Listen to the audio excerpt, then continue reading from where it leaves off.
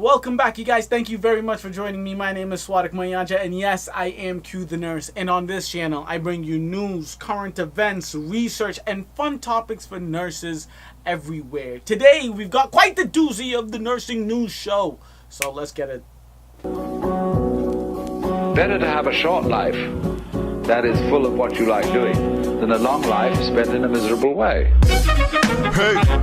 So to start off this week's nursing news, I have to start with this horrendous story that's been, it's been everywhere. The group of nurses, these horrific nurses, in fact, horrific people in general, that were laughing in the worst situation ever. And if you don't know what I'm talking about, let me give you some context, all right? So a World War II veteran, James Dempsey, 89 years old, was residing at Northeast Atlanta Health and Rehabilitation Center in February 2014 when he repeatedly triggered his call bell while gasping for help. Roughly 8 minutes later, 8 minutes, god damn it, that's a long time. To hit a call bell and for that thing to be ringing for 8 minutes, it's a long time. Anyways, roughly 8 minutes later, a nurse comes in, raises his bed, turns off his call light, and then leaves the room. So this happens, 8 minutes.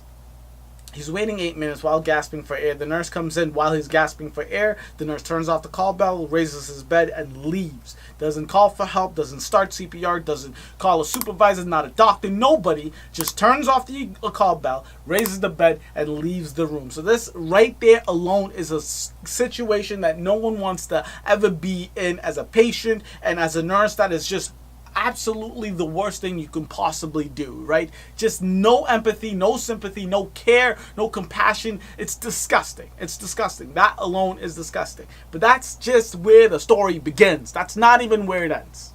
All right? So nearly an hour later, nurses called 911, but by that time it was way too late. So Dempsey's family, the only reason we know objectively of the times and how long the patients were in there is because there was a hidden camera that Dempsey's family put in there. With the worst nursing I have ever seen in the history of nursing going on, the worst part of it is how the head nurse tried to cover up her own tracks. And because there was some secretly recorded footage that she didn't know about, her retelling of the situation was very far off of what actually happened. All right, so the nursing supervisor, Wanda Knuckles, in a video deposition obtained by WXIA, told an attorney for Dempsey's family that she ran into his room and personally performed relentless chest compressions on him, and that this desperate act went on until the EMTs arrived. So that's what she said happened. That's what she said happened. What actually happened, so after being shown the video of her and several other nurses walking into the room and failing to immediately assist him, at one point they actually laughed and only briefly performed chest compressions for very little, and you'll see this in the video yourself. Knuckles admitted that she had made an honest mistake in getting her story wrong. She said, "There was an honest mistake because I was just basing it on what I normally do." How does it make you feel to watch this, ma'am? Sick. And contrary to the way you testified previously, there's no one doing CPR, is there? No. All right.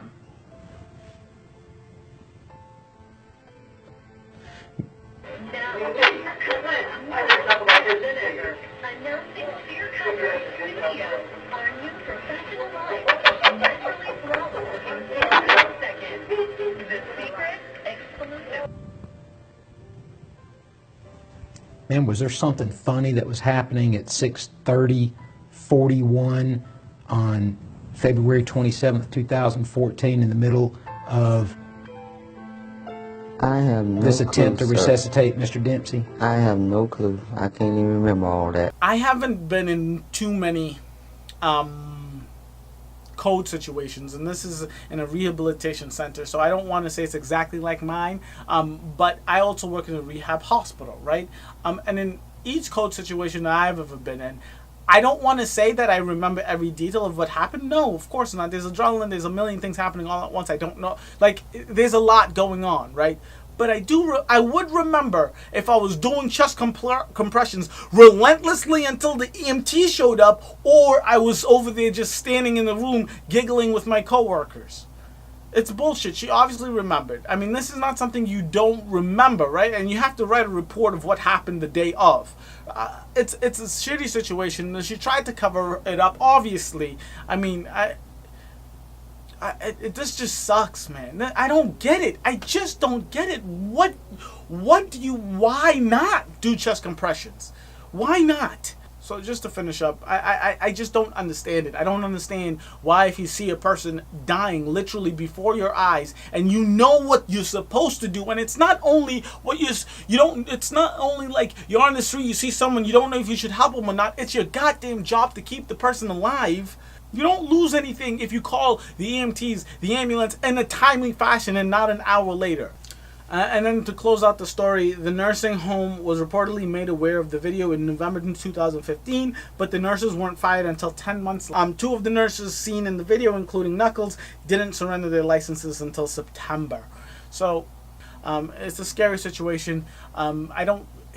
Life or death situations, as a nurse, you want to fight for life. You want to fight for life. That's why 99.99% of nurses get into the field, is because they want to help people. They want to make people feel better. And if you're in a room and you literally can stop someone from dying, and I mean literally can stop someone from dying, the fact that you choose not to, the fact that you take it real lightheartedly and you start giggling and making jokes, and you're not efficient, you don't take it as an urgent matter, you're not only in the wrong field, you're a bad person. You shouldn't be around human beings. It's horrific. It's sad. It's disgusting.